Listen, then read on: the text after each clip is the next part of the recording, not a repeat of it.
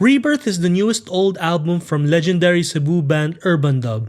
Dubbed as the giant sound of the South, famous for such hits such as The Fight Is Over, Frailty, Guillotine, and so many more.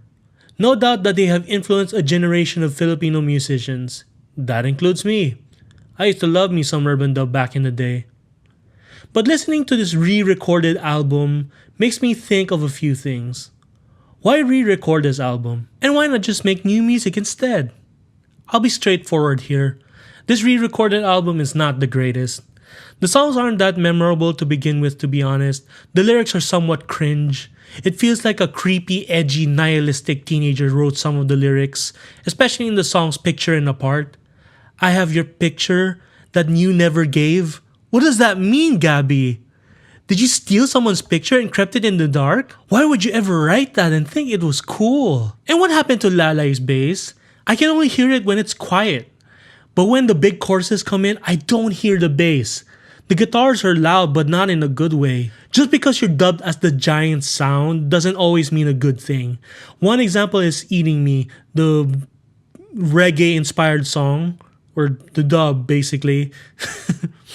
When it came to the chorus again, no bass.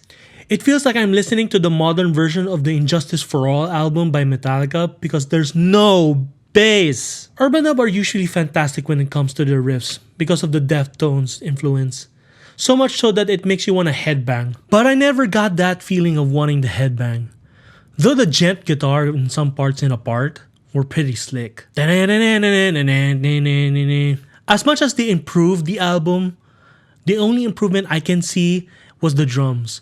The drums were performed and mixed very well, so no complaints there. The production feels too commercial for my liking, so all throughout the album I just felt bored.